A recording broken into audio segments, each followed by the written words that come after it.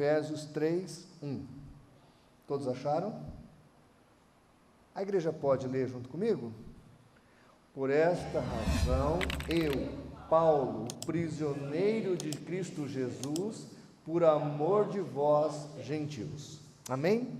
Hoje nós vamos tratar, e o tema será prisioneiros de Cristo, ou prisioneiros de Jesus. Paulo aqui, ele fala que ele era prisioneiro de Cristo.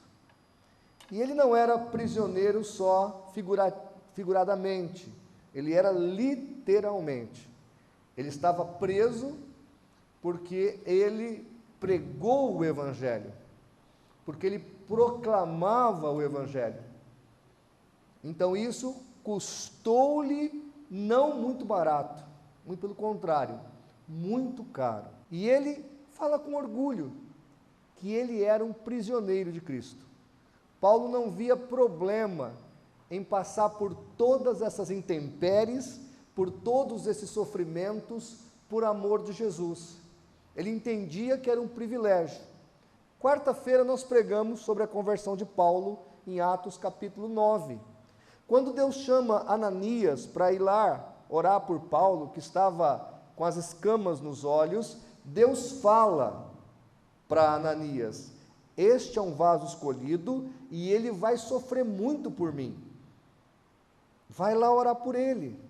Então Paulo, ao se converter, ao mudar de posicionamento, ao sair do judaísmo e se tornar um cristão, ele paga um alto preço. E entre o preço que ele paga, ele vai para cadeias várias vezes.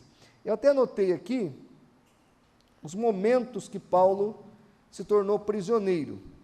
Por pelo menos 4 vezes ele fala disso. 2 na Epístola aos Efésios, 3:1, que nós acabamos de ler, e 4:1. 2 na Epístola a Filemon, versículo 1 e versículo 9. Uma vez se apresenta como embaixador em cadeias, Efésios 6:20. 2 vezes se declara algemado por causa de Jesus, Colossenses 4:3 e 2 Timóteo 2:9. 4 vezes menciona o nome dos que eram seus companheiros de prisão. E aí Andrônico e Júnias, Romano 16:7, Aristarco, Colossenses 4:10, Onésimo, Filemon, versículo 10, e Epáfras, Filemon 23. Na segunda epístola aos Coríntios, Paulo conta que esteve preso várias vezes, mais vezes que os demais apóstolos, 2 Coríntios 11:23.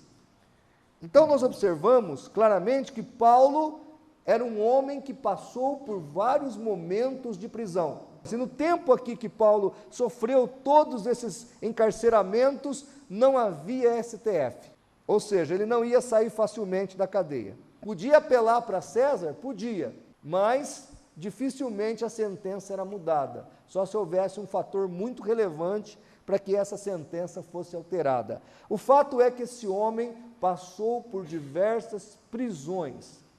Agora, a Bíblia não vai falar sobre Paulo em prisões só nesse sentido, de uma cadeia física, uma prisão física, mas Paulo vai falar de ser prisioneiro de Cristo por uma opção.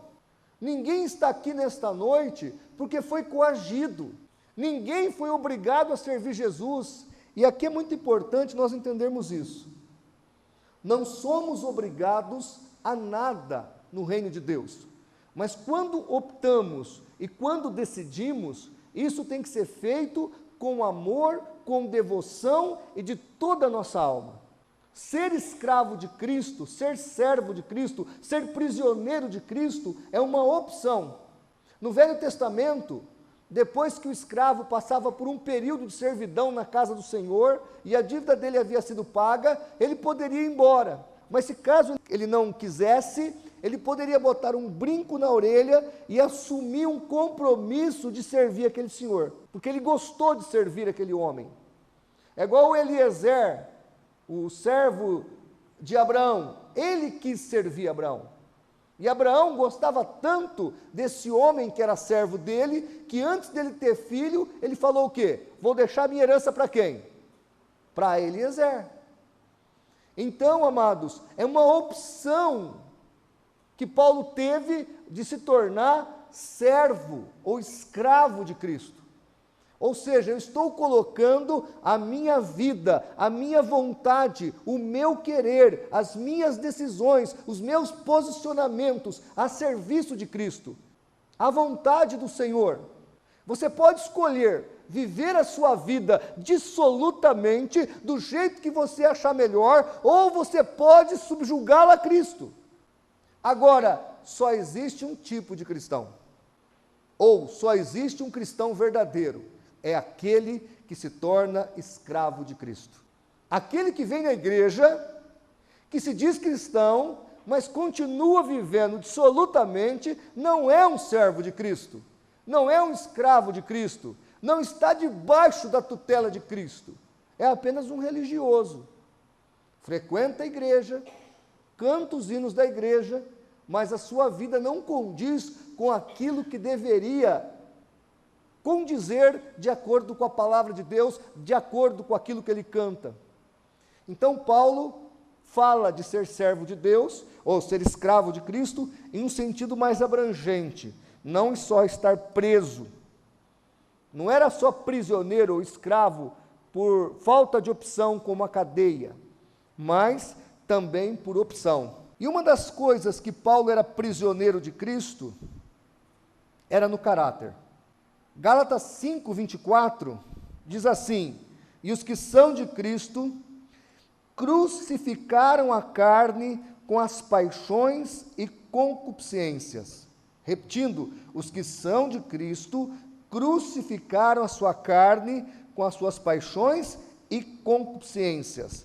Então Paulo está dizendo que ele queria ter o caráter de Cristo. E para ter o caráter de Cristo, como um prisioneiro de Cristo, ele tinha que crucificar as suas vontades. Irmãos, quantas vezes a nossa carne grita por um prazer mundano, por um desejo do mundo, mas é preciso que nós coloquemos a nossa carne no lugar dela. Ou seja, eu não posso ceder às tentações. Quem é de Cristo não fica cedendo às tentações, mas crucifica essas vontades. Coloca essas vontades subservientes à vontade de Cristo. Lá em 1 Coríntios 9:27, Paulo fala: eu esmurro o meu corpo, eu subjugo o meu corpo, eu coloco a minha vontade a serviço de Jesus. O meu corpo tem que estar a serviço de Deus.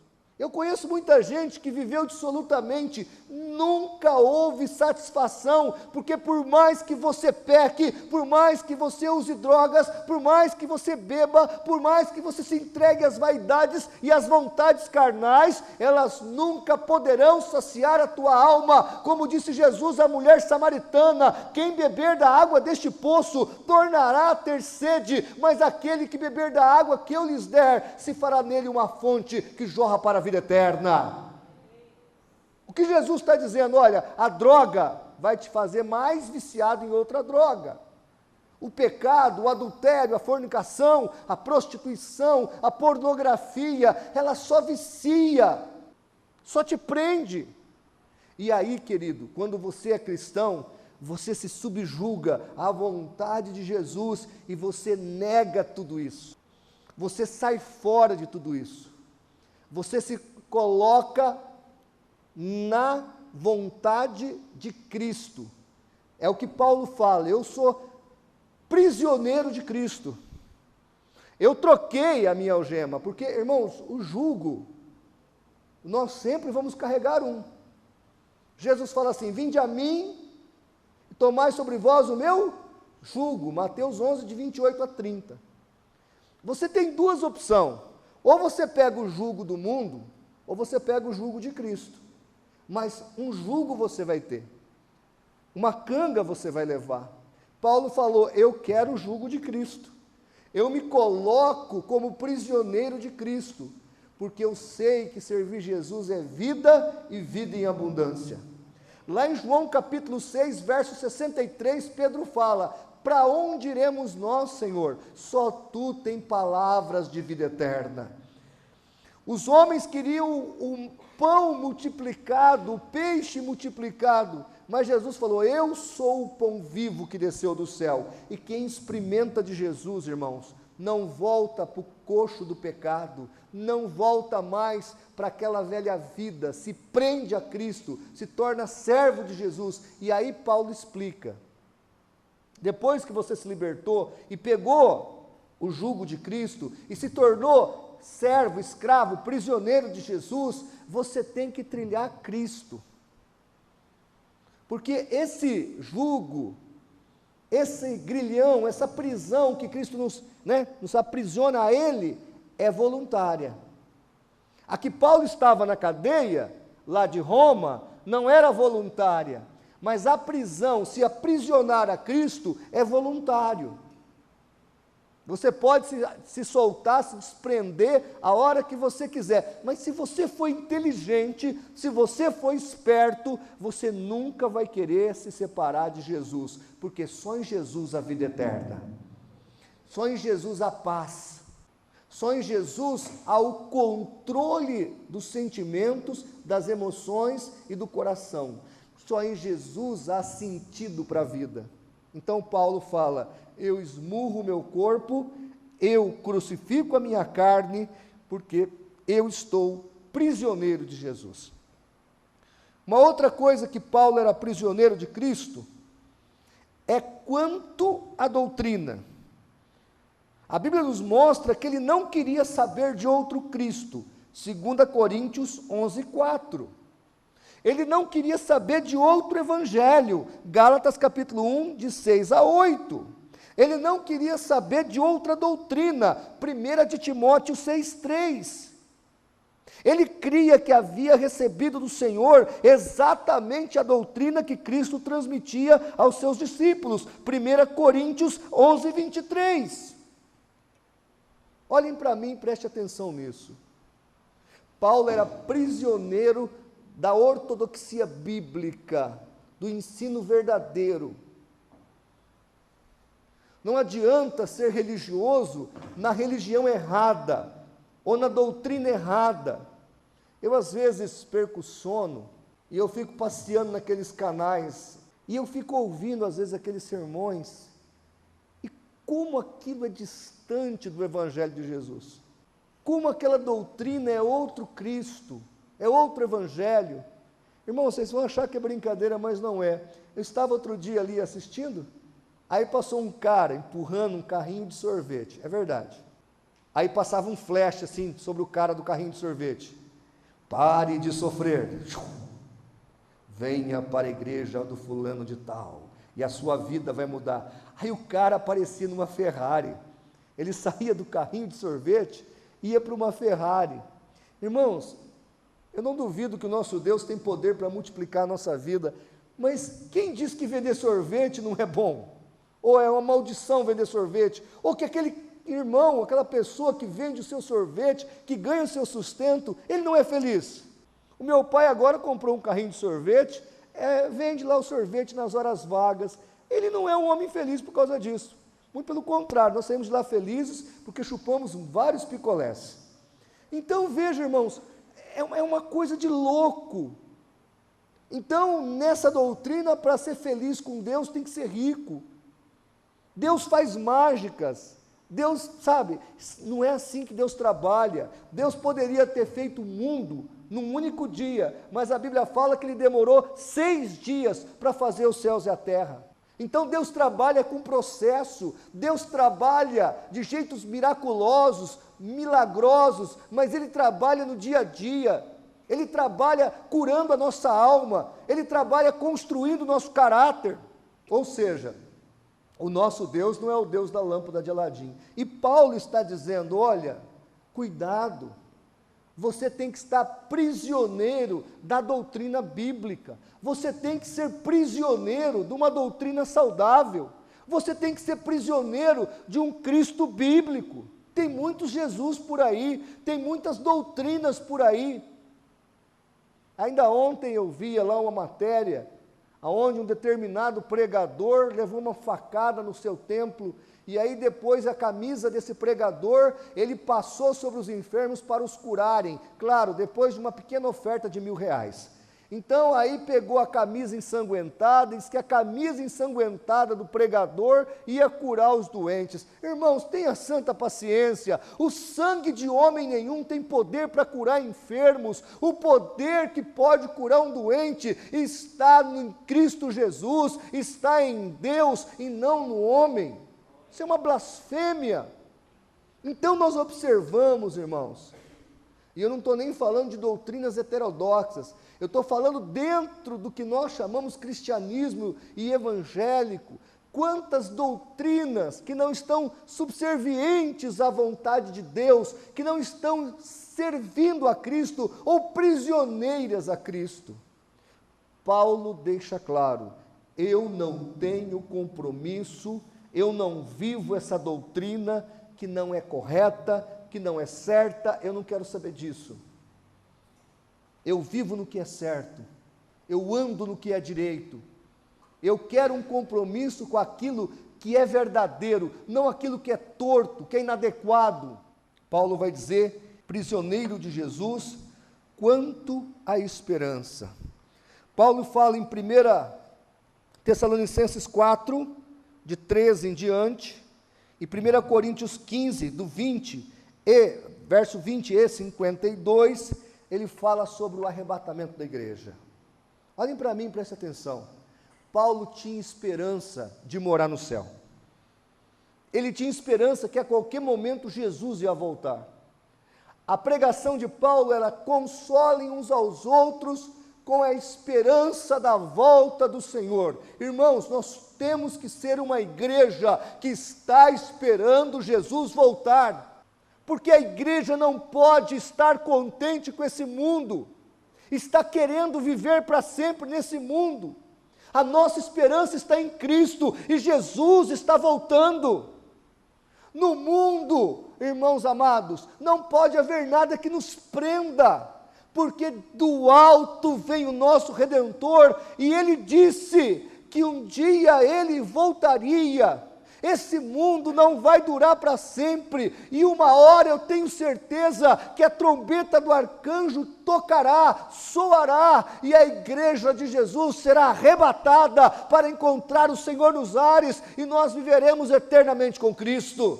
E Paulo dizia que aqueles que morreram em Cristo ressuscitarão primeiro, e depois nós, os que estamos vivos, seremos transformados no abrir e fechar de olhos, e vamos nos encontrar com Cristo. Agora, se Jesus não voltar para toda a igreja, Paulo deixa claro que ele vai voltar para um de nós aqui. Para nós ele voltará individualmente. Ele pode voltar para você essa noite. Ele pode te chamar essa noite. Falando em chamar, eu estava outro dia lá no seminário, eu vivi uma experiência muito interessante. Eu comprei umas apostilas. Leandro está dando risada. É verdade isso. E eu comprei, mandei encadernar as apostilas do seminário, e o cara escreveu de canetinha, João Flávio. O João, né? João. E eu peguei aquelas apostilas, botei embaixo do braço. Cheguei 7 horas no seminário, as aulas começavam às 7h30. E aí botei as apostilas ali, estava lendo um livro, de repente eu abri meu braço assim, e a minha veia parecia que tinha estourado no braço. Estava um desenho perfeito. Falei, meu Deus, minhas veias estouraram. E aí no que estourou assim, parecia que fazia um J. Falei, meu Deus, Deus está me chamando e pelo nome ainda. Falei, é hoje que eu vou. Não, porque estourou às vezes, estava perfeito. Aí como o seminário aqui na PIB Norte, do lado, atrás da UPA do Maria Lúcia, eu falei, bom, Deus está me chamando, deixa eu lá ver se o médico, se é isso mesmo. Corri lá na UPA, falei, posso falar com o médico? Eles deixaram eu entrar, porque eu falei que era um caso de emergência. O médico olhou, falou, rapaz, está ardendo. Falei, não está, doutor, mas olha aí, está até fazendo meu nome aí. Ele Ele falou, rapaz, nunca vi uma coisa dessa. Eu falei, doutor, o que é? Ele falou, está ardendo. Eu falei, não, então espera aí, depois eu te atendo. Não deve ser nada grave, mas eu nunca vi estourar as veias desse jeito. Eu falei, pois é, doutor. E aí, como ele falou que depois ia me atender, eu tinha um número alto lá, eu voltei para o seminário para deixar os alunos lá preparados, para avisá-los que eu não ia dar aula. Aí, de repente, chega um, chega outro, eu ali contando, e aquilo ali. Aí chega uma aluna minha, ela olha, o que é isso aí, pastor? Minhas veias estouraram. Que veia, pastor? Isso é canetinha. Falei, não, minha veia estourou, minha filha. Deus está me chamando até pelo nome. Ela pegou um pano com álcool e fez assim no meu braço. Meu braço foi curado instantaneamente. Eu falei para o senhor que era canetinha, pastor? Falei, pô, você é sem graça, né? Eu estava na esperança de ir para o céu hoje chamado pelo nome, e era canetinha. Mas o problema não é esse, é que o médico acreditou. Esse que é o problema. E era igualzinho, porque emendou assim, foi um desenho perfeito. Mas naquele momento, eu até achei que Deus estava me chamando. Até pelo nome. Até apareceu um J, estourar a veia em formato de J. Falei, é Deus me chamando. Deus está chamando João. Vem, João. Mas, irmão, uma hora isso vai acontecer. Uma hora vai acontecer. Uma hora Deus vai chamar você pelo seu nome. Jesus pode voltar e arrebatar a igreja? Pode. Mas Jesus pode também chamar você essa noite. Ai, Deus me livre, pastor. Como Deus me livre? O viver é Cristo? Mas Paulo falou em Filipenses de 1, 21 a 23. O morrer é lucro e o viver é Cristo.